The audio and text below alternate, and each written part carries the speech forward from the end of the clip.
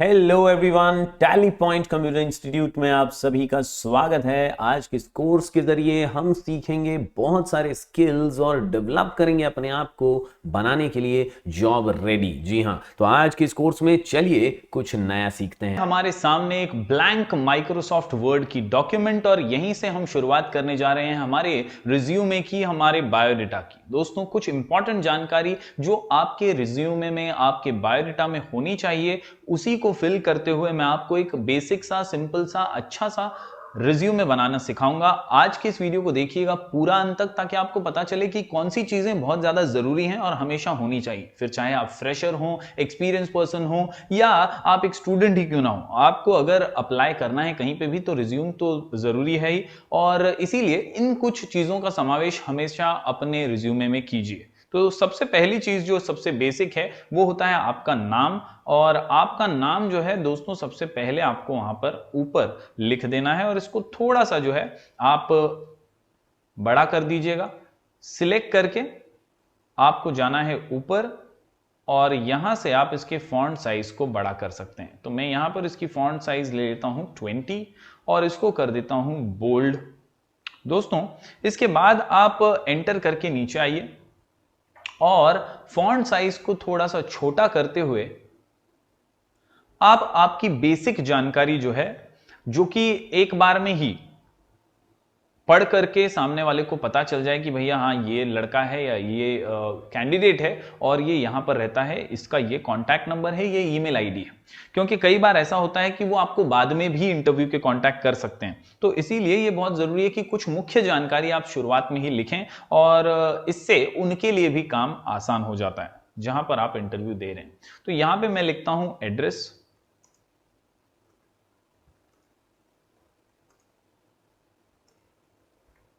Basic सा address यहां पर लिख दीजिएगा और कोशिश कीजिएगा कि आप जो है प्रॉपर तरीके से उसे प्रेजेंट करें। एंटर करते हुए आप नेक्स्ट लाइन पे आएंगे। यहां पर आप अपना मोबाइल नंबर दे सकते हैं या जो भी आपका वर्किंग नंबर हो वो यहां पर दीजिए। इसके बाद आप एंटर करके आइए आगे और अपना ईमेल आईडी यहां पर दे दीजिए। दोस्तों, यहां पर भी ईमेल आईडी में वैलिड ईमेल आईडी दीजिए, जिसके जरिए वो आपको कांटेक्ट कर सकें या मेल के जरिए आपको बता सकें कि भाई आपको जॉब मिल गई है या कोई और रिक्वायरमेंट है। तो इस प्रकार दोस्तों, हमने अभी सबसे पहले ऊपर नाम लिखा है और फिर कुछ 3 लाइंस में हमने एड्रेस, मोबाइल नंबर और ईमेल आईडी लिख दिया है। आप इन तीनों को एक साथ सिलेक्ट कर सकते हैं। सिलेक्ट करने के बाद ऊपर यहां पर जो पैराग्राफ टैब है, यहां पे आ जाइए। पैराग्राफ टैब के अंदर आप यहां से रिमूव स्पेस आफ्टर पैराग्राफ कर सकते हैं, ताकि ये थोड़ा और अच्छा और प्रोफेशनल लगे। दोस्तों, हमने किया सिर्फ इतना कि ये जो लाइंस थी बीच में गैप बहुत ज्यादा था, ये आप देख सकते हैं गैप्स बहुत ज्यादा थे, तो इसको हमने निकाल दिया, हमने रिमूव कर दिया। हमने यहां पर जाकर के लाइन एंड पैराग्राफ स्पेसिंग में रिमूव स्पेस आफ्टर पैराग्राफ पे क्लिक कर दिया, तो वो जो स्पेस था एक्स्ट्रा वो निकल गया। अब इतना कर लेने के बाद आपको जाना है इंसर्ट टैब में। जी हां दोस्तों, इंसर्ट टैब में जाइए। इंसर्ट टैब में आपको मिलेगा शेप्स का ऑप्शन। जी हां, यहां से शेप्स में जाकर के एक लाइन ले लीजिए। जी हां, एक लाइन लेकर के आपको एक सेग्रीगेशन या कह सकते हैं डिवीजन क्रिएट करना है, जो कि रिज्यूमे को थोड़ा अच्छा बनाएगा, थोड़ा सा बाइफरकेट भी कर देगा। तो आप शिफ्ट होल्ड करके, आपके कीबोर्ड में जो शिफ्ट बटन है वो होल्ड करके एक स्ट्रेट लाइन यहां पर बना सकते हैं। और ये लाइन जैसे ही आप ड्रॉ कर लेंगे, आपके सामने ऊपर की तरफ एक फॉर्मेट टैब ओपन हो जाएगा। जब भी आप कोई शेप ड्रॉ करते हैं तो ये फॉर्मेटिंग का टैब ओपन हो जाता है। यहां से आप उस शेप को और अच्छा रंग रूप दे सकते हैं। फिलहाल हम लाइन को अच्छे से थोड़ा सा प्रेजेंट करना चाहते हैं, इसीलिए इस लाइन को सिलेक्ट करेंगे क्लिक करके उसे, और यहां फॉर्मेट के अंदर शेप को वेट दे देंगे। जी हां, यहां से आप थोड़ा सा थिकनेस उसका बढ़ा सकते हैं, तो मैं यहां से इसको वेट बढ़ा देता हूं और इसका बेसिक जो कलर है वो मैं ब्लैक ही रख देता हूं। तो इस प्रकार दोस्तों, आपने एक बाइफरकेशन, एक सेग्रीगेशन भी यहां पर क्रिएट कर दिया है। दोस्तों, जहां पर भी आपको लगे कि कुछ रेड लाइन शो कर रहा है या कुछ ब्लू लाइन शो कर रहा है, तो इसका मतलब यह है कि आपने वहां पर या तो ज्यादा स्पेस दे दी है या तो कोई स्पेलिंग ऐसा है जो माइक्रोसॉफ्ट वर्ड की डिक्शनरी में नहीं है और इसीलिए वो आपको बोल रहा है कि भैया चेक कर लो कहीं स्पेलिंग मिस्टेक ना हो। अगर आपको लगता है सब ठीक है तो आप इग्नोर का ऑप्शन भी यूज कर सकते हैं। जैसे अब यहाँ पर ईमेल आईडी के अंदर मैंने जो है स्पेस नहीं दी है यहाँ पर, इसीलिए वो कंफ्यूज होकर के मुझे बोल रहा है कि भैया ये शब्द जो है गलत लग रहा है, तो यहाँ पे स्पेस ऐड कर दीजिए और आपका काम हो जाएगा। तो उम्मीद करता हूं इतना पार्ट आप समझ गए होंगे दोस्तों। इसके आगे अगर बढ़ें तो नेक्स्ट पार्ट में आपको क्या करना है, अगली लाइन पर डबल क्लिक करते हुए आना है और यहां पर सबसे महत्वपूर्ण होता है वो ऑब्जेक्टिव जो इंटरव्यूअर को, यानी कंपनी जहां पर आप इंटरव्यू दे रहे हैं, उसे अट्रैक्ट करे। और यहां पर इसीलिए हम लिखते हैं करियर ऑब्जेक्टिव। जी हां दोस्तों, करियर ऑब्जेक्टिव लिखिए और कोशिश कीजिए कि इसका साइज जो है वो उतना ही रहे जितना आपने अपने नाम का रखा था। तो मैं यहां से जो है 20 साइज ले लेता हूं जो मैंने वहां रखा था। आप फॉर्मेट पेंटर का भी इस्तेमाल कर सकते हैं जो हमने पिछले वीडियोस में सीखा है, और इस प्रकार आप उसे भी एक हेडिंग के तौर पर दे सकते हैं। साथ ही साथ इसे अंडरलाइन भी कर देंगे तो और बेहतर रहेगा। यहां से आप आगे बढ़ेंगे, नीचे आएंगे, एंटर मार करके थोड़ी सी साइज को फिर से छोटा कर लीजिए क्योंकि अब आप करियर ऑब्जेक्टिव लिखने वाले हैं।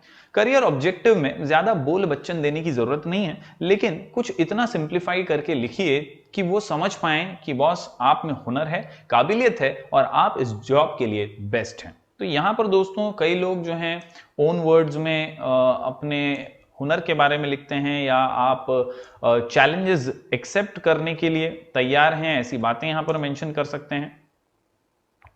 तो मैं यहां पर लिखता हूं to take up a challenging career and grow with honesty। ईमानदारी भी होनी चाहिए तो लॉयल्टी भी एक शब्द डाल देते हैं यहां पर। गुड रिलेशनशिप, क्योंकि आप जब अच्छे रिलेशनशिप बनाएंगे तभी आप ऑर्गेनाइजेशन में ज्यादा अच्छे से टिक पाएंगे। एंड बेस्ट परफॉर्मेंस, क्योंकि आपका परफॉर्मेंस ही आपको सबसे ज्यादा वेटेज देता है किसी भी ऑर्गेनाइजेशन में। और आखिर में मैं लिखता हूं and provide value to the organisation, मतलब मेरी वजह से भैया ऑर्गेनाइजेशन को भी फायदा होगा।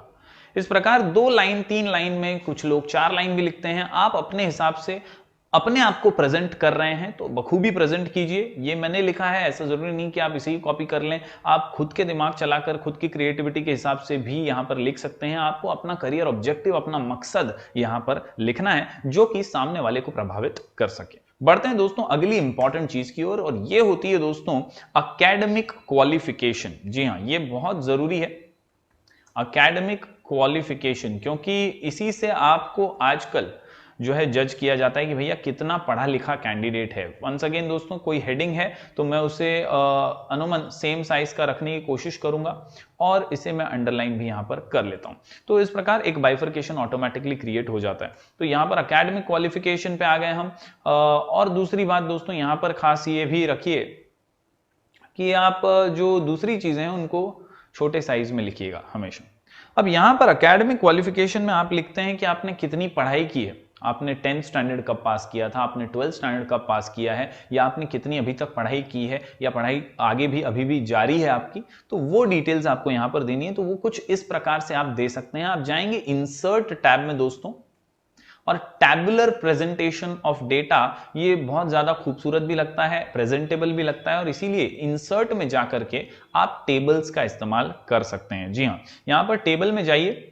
आप जैसे कर्सर मूव करेंगे दोस्तों, आपको टेबल का एक प्रीव्यू भी नजर आएगा। ये 10x8 का अनुमान एक टेबल होता है जो यहां पर नजर आता है। आप अपनी रिक्वायरमेंट के हिसाब से टेबल यहां पर ले सकते हैं। फिलहाल जो है हम एक 4 कॉलम का टेबल यहां पर ले लेंगे। जी हाँ, कुछ इस प्रकार से। टेबल के अंदर मूव कैसे करना है, लिखना कैसे है, तो बहुत ही सिंपल सा काम है। आपको बस पहले बॉक्स में क्लिक कर देना है, पहले सेल में क्लिक कर देना है, और यहां पर पहले लिख देंगे हम सपोज क्लास, और फिर दूसरे बॉक्स में जाने के लिए आप माउस का इस्तेमाल करके जा ही सकते हैं, लेकिन आप कीबोर्ड का इस्तेमाल करें, बहुत ही सोफिस्टिकेटेड वे में, फास्ट वे में आप एफिशिएंसी के साथ काम कर पाएंगे। आप टैब बटन का इस्तेमाल करके अगले सेल में जा सकते हैं। अगले सेल में मैं लिखता हूं बोर्ड, यानी कौन से बोर्ड से आप पढ़े हैं, यूपी बोर्ड से, गुजरात बोर्ड से, महाराष्ट्र बोर्ड से, जो भी बोर्ड या यूनिवर्सिटी आपने जहां से भी पढ़ाई की हो उसके नाम आप यहां पर मेंशन करेंगे।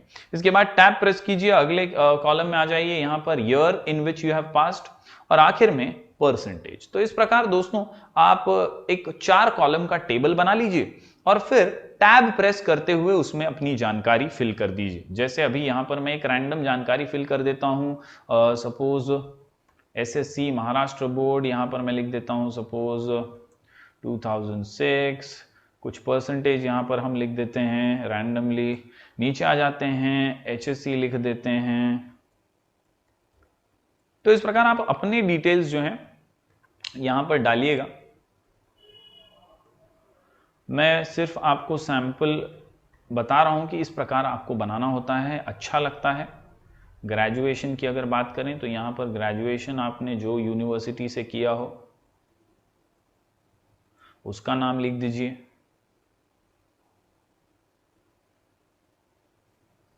और फिर यहां पर उसका भी परसेंटेज आप लिख दीजिए। इस प्रकार आप कॉलम्स और रोज की मदद से आसानी से जो है अपना प्रेजेंटेशन एकेडमिक क्वालिफिकेशन का कर सकते हैं। अगर यहां पर आपको लगता है कि ये अच्छा नहीं लग रहा है तो आप इसकी जो विड्थ है उसको भी इंक्रीज करके जगह जो है प्रोवाइड कर सकते हैं, इंक्रीज डिक्रीज आप कर सकते हैं। तो इस प्रकार दोस्तों आप अपने हिसाब से बहुत ही सोफिस्टिकेटेड वे में अपना एकेडमिक क्वालिफिकेशन बता दे रहे हैं। ठीक है, बढ़ते हैं दोस्तों आगे। अगली चीज जो कि आजकल बहुत जरूरी है और बहुत इंपॉर्टेंट बन चुकी है वो है computer skills.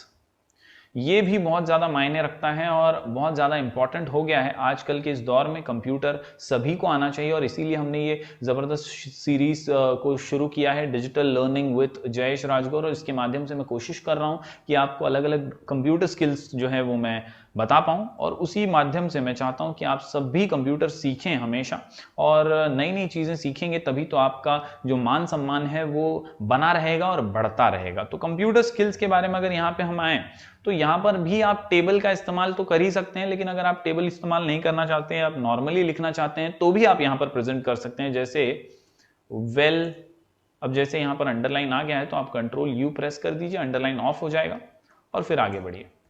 Well versed with, जो भी सॉफ्टवेयर्स, जो भी एप्लीकेशंस आपको आते हों आप उनके नाम लिखिए यहां पर।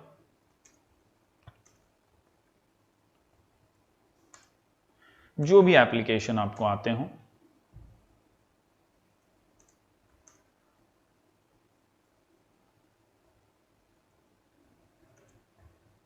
जैसे मैं यहां पर word, Excel, PowerPoint, MS Access, internet operations लिख रहा हूं, आप यहां पर लिख सकते हैं टैली, अगर आपको आता है टैली ERP9 या टैली प्राइम, जो भी नया वर्जन है, अगर आप उसमें वेल वर्स्ड हैं, आप अच्छे से कर सकते हैं काम, तो आप उसके बारे में लिखिए। आप डिजाइनिंग कर सकते हैं तो उसके बारे में लिखिए।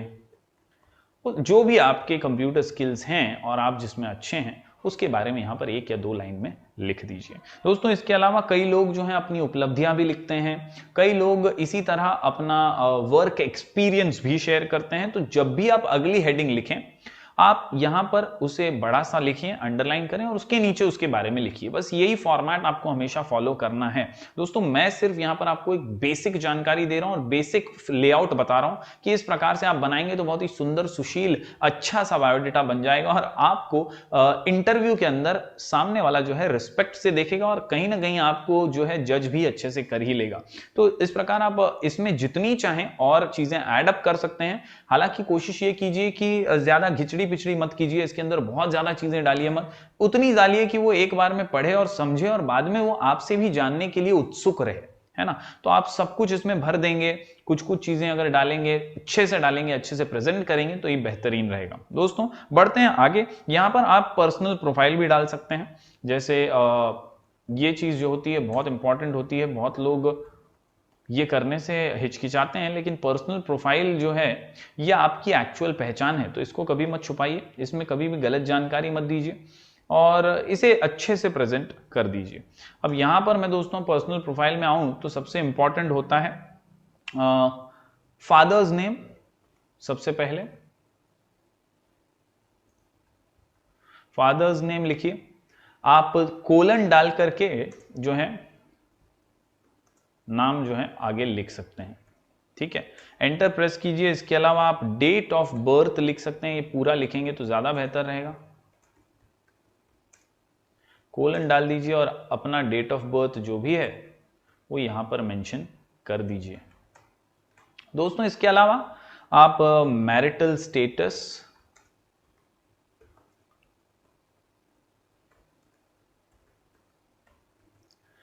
इसके अलावा जेंडर, ये कुछ चीजें हैं जो बहुत मायने रखती हैं।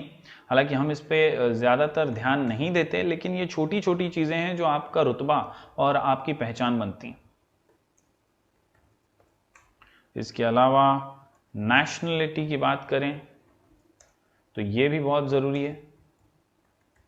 इस प्रकार आप आसानी से अपना पर्सनल प्रोफाइल बना सकते हैं। कई लोग इसमें स्पेसिंग और टैब का इस्तेमाल करके बहुत ही बेहतरीन तरीके से इसे प्रेजेंट करते हैं। आप वो भी कर सकते हैं अगर करना चाहें तो। कोलन के पास आइए और वहां से टैब प्रेस कीजिए और सबको एक लाइन में कोशिश कीजिए करने की। थोड़ा सा आपको कई बार डिफिकल्ट हो सकता है, लेकिन आसान है, इतनी कुछ मुश्किल वाली बात नहीं है। जैसा आप चाहें अरेंजमेंट जो है कर सकते हैं। हालांकि ये सब जो है उतना ज़्यादा मायने नहीं रखेगा जब तक आपको प्रेजेंटेशन जो है आपके स्किल्स के ऊपर मिलने वाला है। रिज्यूमे जो है सिर्फ एक कागज़ का टुकड़ा नहीं, ये आपकी पहचान भी है, लेकिन इसको सब कुछ भी मत समझिए और इसको कुछ भी ना समझकर इग्नोर भी मत कीजिए। तो इस प्रकार एक लाइन में मैंने टैब प्रेस करते हुए इसे अच्छे से प्रेजेंट कर दिया। आप इसका साइज वगैरह अपने हिसाब से चेंज कर सकते हैं। तो उम्मीद करता हूं दोस्तों ये बेसिक जानकारी आपको समझ में आ ही गई होगी। इसके अलावा अगर मैं बात करूं तो अंत में आप इसमें वर्क एक्सपीरियंस भी डाल सकते हैं, आप इसमें अपने अचीवमेंट्स वगैरह भी डाल सकते हैं। बहुत लोग डालते हैं, जो लोग बहुत एक्सपीरियंस होते हैं वो लोग अक्सर डालते हैं।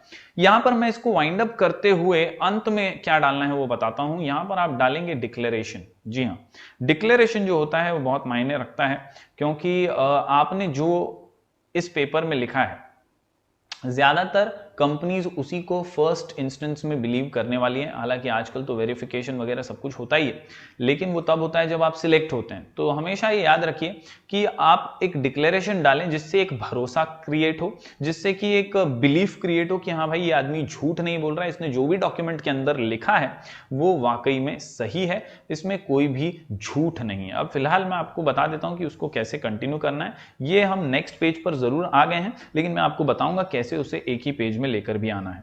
तो यहां पर मैं लिख देता हूं I do here bye declare, कि मैं ये बता रहा हूं, मैं डिक्लेयर कर रहा हूं कि द अबाउ स्टेटमेंट्स